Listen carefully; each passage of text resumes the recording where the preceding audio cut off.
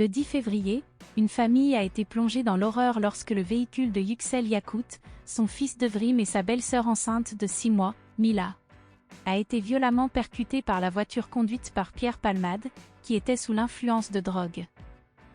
Les 3 occupants ont été gravement blessés, avec la jeune femme perdant même son enfant à naître en mai.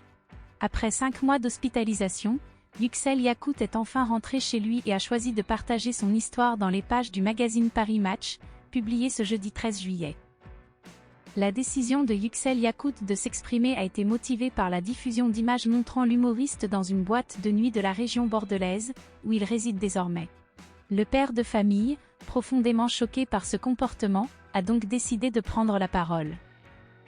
Il décrit sa propre expérience en tant que « miraculé », exprimant ses inquiétudes constantes pour ses enfants et sa femme pendant son hospitalisation.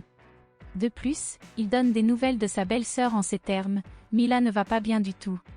Elle préfère dissimuler ses souffrances, mais j'ai bien remarqué son regard. » Il ajoute ensuite « Lorsqu'elle croise des enfants, son visage se contracte, elle devient triste. » Le père de famille, marqué par de multiples traumatismes, a évoqué les difficultés rencontrées par sa belle-sœur pour concevoir un enfant.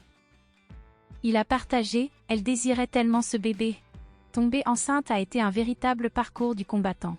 Cependant, il exprime son désarroi en ajoutant « Je ne sais pas si elle retrouvera un jour le sourire. » En dépit de ses propres sentiments, il admet qu'il aurait préféré être seul dans la voiture au moment de l'accident. Actuellement, il est sur le point de subir une 7e intervention chirurgicale. Il a également révélé que son fils, profondément traumatisé, a perdu toute motivation et vit dans la peur constante. Yüksel Yakut lui-même n'a pas eu le courage d'aborder à nouveau le sujet de l'accident avec son fils, de crainte de raviver ses souvenirs de cette journée traumatisante.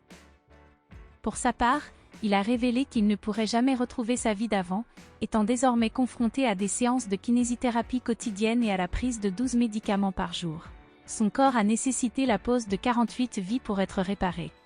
En ce qui concerne l'accident lui-même, il n'a aucun souvenir, si ce n'est celui de son réveil dans son lit d'hôpital, avec son abdomen ouvert jusqu'au cou et ses bras et jambes couverts de bandages.